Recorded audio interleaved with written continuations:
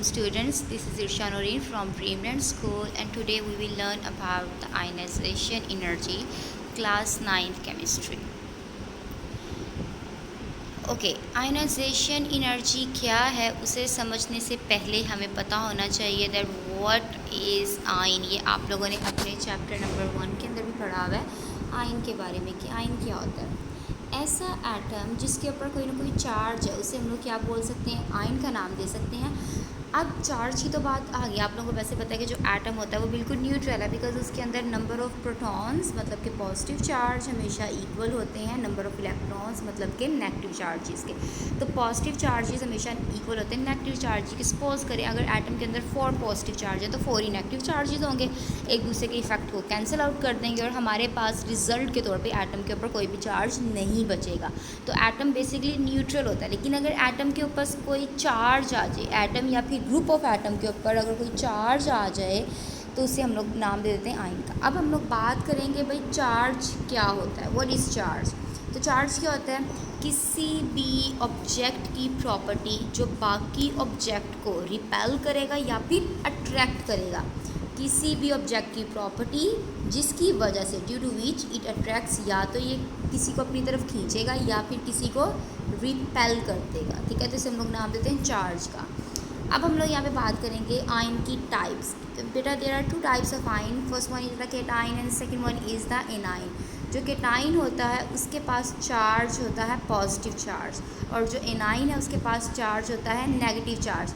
अब केटाइन कब बनेगा, जब इलेक्ट्रॉन बाहर निकल जाएगा, लूज़ कर देगा कोई भी एटम अपना ऑक्टेट रूल पूरा करने के लिए। जब इलेक्ट्रॉन्स को बाहर निकालता है तो उसके ऊपर चार्ज आ जाता है पॉजिटिव, क्योंकि उसके पास इलेक्ट्रॉन की डेफिशिएंसी हो रही है, मतलब माइनस चार्ज की डेफिशिएंसी हो रही है, तो पॉजिटिव चार्ज आ गया उसके ऊपर। ठीक है, ओके। इसी तरह से एनाइन के ऊपर क्या चार्ज आता है, नेगेटिव चार्ज आता है और इलेक्ट्रॉन्स गेन होते हैं। जब इलेक्ट्रॉन्स गेन होंगे, इलेक्ट्रॉन्स का मतलब क्या, नेगेटिव चार्ज। जब नेगेटिव चार्ज एटम्स के अंदर गेन हो जाएंगे या फिर ज़्यादा आ जाएंगे तब उसके ऊपर क्या चार्ज हो जाएगा, नेगेटिव। अब ये आयन फॉर्मेशन किस तरह से होती है एक अलग टॉपिक है, इसके ऊपर हम लोग बाद में बात कर लेंगे। अभी हम लोग अपने टॉपिक की तरफ आते हैं। ओके, ये तो एक ओवरव्यू हो गया आयन्स क्या होते हैं। आप लोगों ने चैप्टर नंबर 1 में बड़ी तफसील के साथ इसे पढ़ा होगा। ओके, अब हम लोग बढ़ते हैं अपने टॉपिक की तरफ and that is the ionization energy. Okay बेटा, अब आयनाइजेशन एनर्जी, अब आप लोगों को पता चल गया कि आयनाइजेशन लफ्ज़ निकला किससे, आयन से। तो वैसे आयनाइजेशन का मतलब क्या होता है, फॉर्मेशन ऑफ आयन्स। आयन्स की फॉर्मेशन को हम लोग क्या बोल देते हैं, आयोनाइजेशन। अब आयोनाइजेशन एनर्जी क्या है, वो वाली एनर्जी जो हमें रिक्वायर्ड है, चाहिए, क्यों चाहिए, आयन्स को बनाने के लिए, इसे हम लोग क्या बोल देंगे, आयनाइजेशन एनर्जी। वेरी सिंपल, देखिए मैंने यहाँ पे लिखा भी हुआ है energy which is required for the formation of ion. ऐसी एनर्जी जो कि चाहिए होती है आयन्स को बनाने के लिए, इसे हम लोग नाम देते हैं आयनाइजेशन एनर्जी। ठीक है, या फिर एक और जो इसकी डेफिनेशन है ये भी है, energy which is required to remove the valence electron from इस वैलेंस शेल। ऐसी एनर्जी जो हमें चाहिए होती है वैलेंस इलेक्ट्रॉन से, वैलेंस इलेक्ट्रॉन को बाहर निकालना, कहाँ से निकालना, वैलेंस शेल से।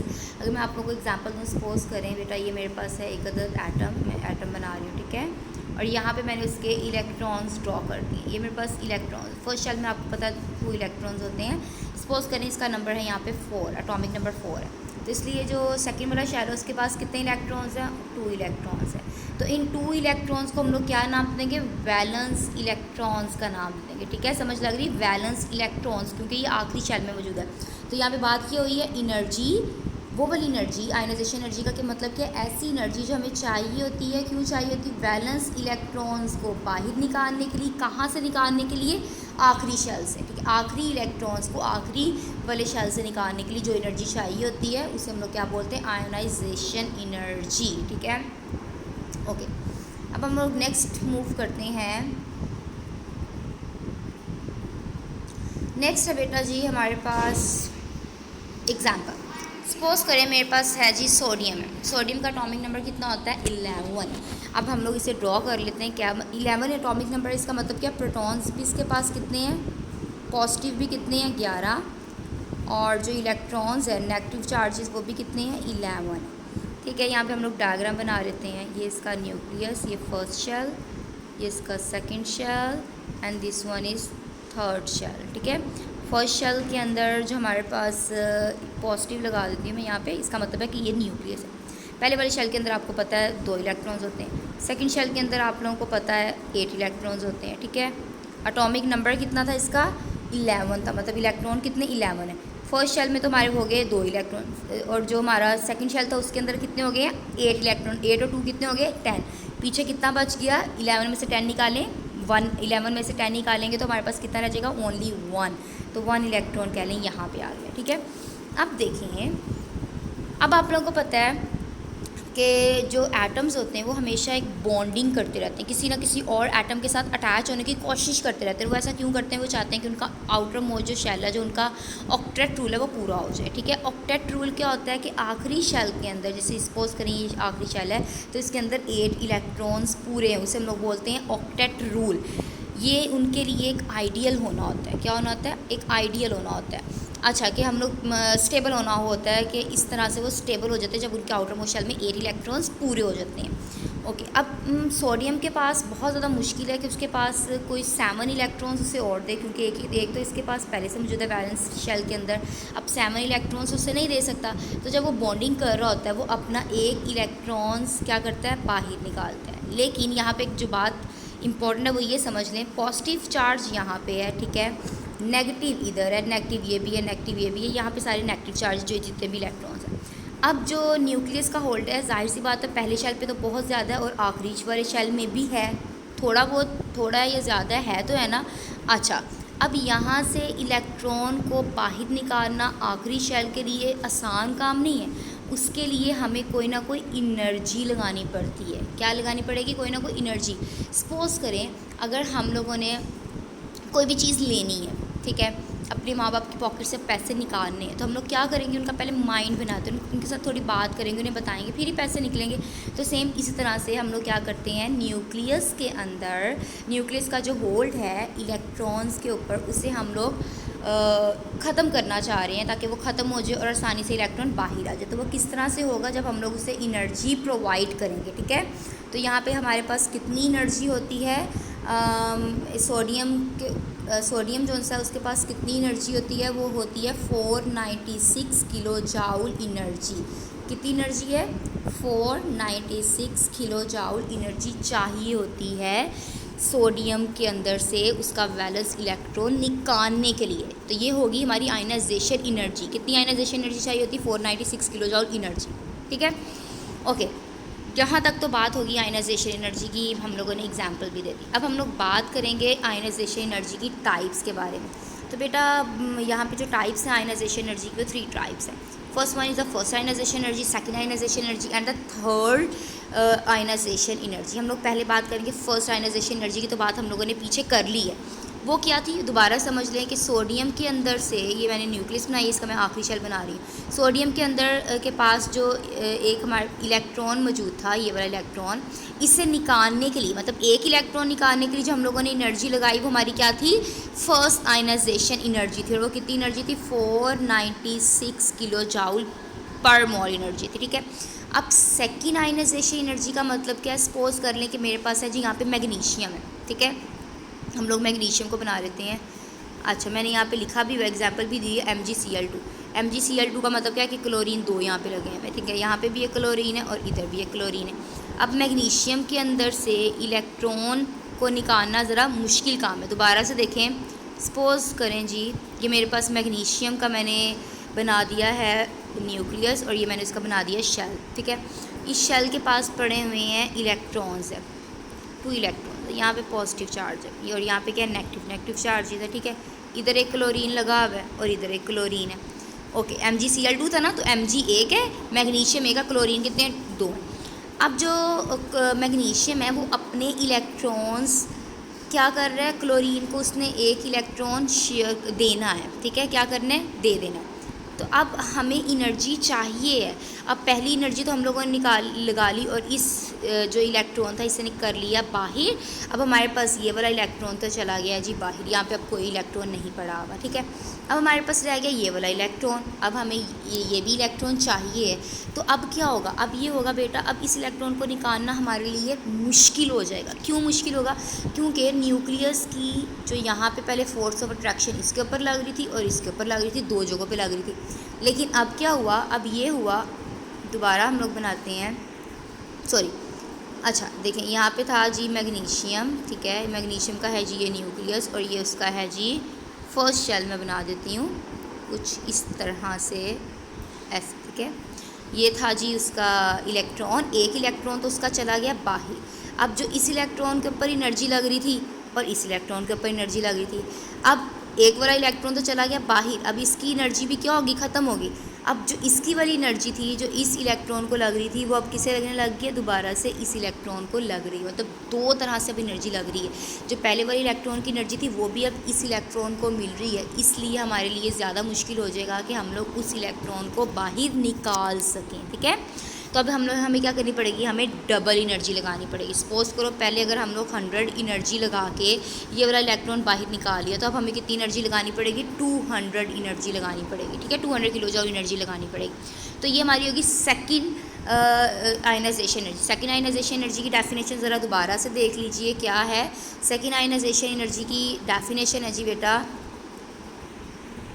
अच्छा फर्स्ट आयनाइजेशन एनर्जी की तो डेफिनेशन ये थी कि पहला वाला इलेक्ट्रॉन निकालिए। सेकंड आयनाइजेशन एनर्जी का मतलब क्या है, वो आयनाइजेशन एनर्जी की वो मिकदार जो हमें चाहिए है दूसरा इलेक्ट्रॉन निकालने के लिए। एंड थर्ड आयनाइजेशन एनर्जी की जो मैंने एग्जाम्पल यहाँ पे AlCl3 लिखा हुआ है, इसका मतलब क्या है कि आयनाइजेशन एनर्जी की वो वैल्यू जो हमें चाहिए है 3 इलेक्ट्रॉन्स को बाहर निकालने, जैसे हम लोग बोल देंगे थर्ड आयनाइजेशन एनर्जी का नाम दे देंगे।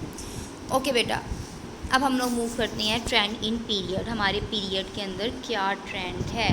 तो बेटा जब ये लेफ़्ट से राइट की तरफ जा रहा होता है, लेफ़्ट टू राइट, आप लोगों को पता है पीरियड्स क्या होते हैं, लेफ़्ट से राइट की तरफ होते हैं। पीरियोडिक टेबल के अंदर जो पीरियड्स होते हैं वो क्या होते हैं, लेफ़्ट से राइट की तरफ, कुछ यूँ लेफ़्ट से राइट की तरफ मूव कर रहे थे। अगर हम लोग बात करें अपने पीरियड नंबर 2 की, ठीक है, इसका मतलब पीरियड नंबर 2 का मतलब क्या, मैंने आप लोगों को पहले बताया था, पीरियड का मतलब होता है शेल्स। अगर तो पीरियड नंबर 2 है तो इसका मतलब क्या है, जितने भी एटम्स इसके पास मौजूद हैं उन सब के शेल्स कितने होंगे, 2-2 शेल होंगे। सपोज करें अगर मेरे पास A एटम है तो उसके पास भी 2, B एटम है तो उसके पास भी 2, C एटम है तो उसके पास भी 2 ही शेल होंगे। हालांकि एटॉमिक नंबर तो बढ़ेगा लेकिन शेल्स क्या रहेंगे, सेम रहेंगे। सपोज करें जी कि मेरे पास है पीरियड नंबर 2, इसका जो पहले वाला शेल है वो ये है, पहले वाला एटम है ये है, दूसरा भी ये है, उसके पास भी 2 शेल्स हैं, इसके पास भी 2 शेल हैं, जो तीसरा है इसके पास भी 2 शेल हैं, फोर्थ वाला जो सा है इसके पास भी क्या है, 2 शेल्स हैं। नंबर ऑफ़ शेल्स तो सेम है, ठीक है, लेकिन अब आप लोग देखें, सपोज करें इसका जो अटोमिक नंबर है वो है जी 2। कितना अटोमिक नंबर है, नहीं 2 नहीं, आप कह लें 3 है, लिथियम है ये, ठीक है। तो अटोमिक नंबर 2 है तो इसका मतलब क्या है, इसका मतलब है इसके पास जो इलेक्ट्रॉन्स होंगे वो भी कितने होंगे, 3 होंगे। ओके, अब यहाँ पे जो हमारे पास ये वाला है इसका सपोज कर लें जी एटॉमिक नंबर है 4, तो यहाँ पे 2 इलेक्ट्रॉन आगे और 2 आगे बाहर। ये सपोज कर लें जी इसका एटॉमिक नंबर है 6, तो यहाँ पे 2 आगे और बाहर कितने चले गए, 2 अंदर आगे और 4 चले गए जी बाहर, ठीक है, ये हमारा हो गया। अच्छा सपोज कर लें जी यहाँ पे है जी 8, तो 8 का मतलब क्या है, 2 आगे अंदर और बाकी चले गए 6 हमारे बाहर आगे इलेक्ट्रॉन्स, ठीक है, कुछ इस तरह से। अच्छा अब ये डिक्रीज़ क्यों हो रही है आयनाइजेशन एनर्जी, आप लोगों को यहाँ पे पता भी चल रहा है कि नंबर ऑफ़ शेल्स क्या रह रहे हैं, सेम है, ठीक है, लेकिन न्यूक्लियर चार्ज क्या हो रहा है, वो हो रहा है बढ़ रहा है, इंक्रीज़ हो रहा है। जब इंक्रीज़ करेगा तो इसका मतलब क्या होगा, सपोज करें जी मैं अभी आप लोगों को एग्जांपल देती हूँ। अच्छा जी लिथियम देख लें, इसका जी एटॉमिक नंबर है 3, ठीक है। ऑक्सीजन देख लीजिए, उसका एटॉमिक नंबर होता है हमारे पास 8। अब लिथियम का एटॉमिक नंबर 3 है, इसका मतलब क्या, पॉजिटिव भी कितने हैं, 3 है, और नेगेटिव भी कितने हैं, वो भी 3 है। ऑक्सीजन के अंदर पॉजिटिव कितने हैं जी, 8 है, 3 4 5, कुछ यहाँ बना लेते हैं 6 7 और 8। नेगेटिव चार्जेस भी कितने हैं, 8 है। अब आप मुझे बताएं फोर्स ऑफ अट्रैक्शन कहाँ पे ज़्यादा है, इधर ज़्यादा है, ठीक है। इधर क्या है, फोर्स ऑफ अट्रैक्शन कम है, इधर ज़्यादा है। तो इसका मतलब क्या है, नंबर ऑफ़ शेल्स तो सेम है, ऑक्सीजन के अंदर भी 2 शेल हैं, इसके अंदर भी 2 शेल हैं, लेकिन न्यूक्लियर चार्ज किसके पास ज़्यादा है, इसके पास ज़्यादा है। तो बेटा जब न्यूक्लियर चार्ज ज़्यादा होगा, न्यूक्लियर चार्ज क्या होगा, जब न्यूक्लियर चार्ज ज़्यादा होगा, न्यूक्लियर चार्ज का मतलब है जब न्यूक्लियस का होल्ड इलेक्ट्रॉन्स के ऊपर ज़्यादा हो जाएगा, मतलब पॉजिटिव और नेगेटिव का आपस में इंट्रैक्शन बहुत ज़्यादा हो जाएगा, तो हमारे लिए मुश्किल है कि हम लोग इलेक्ट्रॉन्स को बाहर निकालें। तो यही रीज़न है कि जो लेफ़्ट से राइट जाते हुए आयनाइजेशन एनर्जी इंक्रीज़ होती है। यहाँ पे मैंने डिक्रीज़ लिखा हुआ है, मैंने गलत लिखा हुआ है, यहाँ पे इंक्रीज़ हो रही होती है, ठीक है। डिक्रीज़ की जगह पे आप लोगों ने करना है इंक्रीज़, बढ़ रही है। ओके जी, नेक्स्ट है जी ट्रेंड इन ग्रुप। अब ग्रुप के अंदर भी आयनाइजेशन एनर्जी उसके अंदर बढ़ रही थी, इसके अंदर कम हो रही है, बाढ़ में जाओ, चल हो जा बेटा।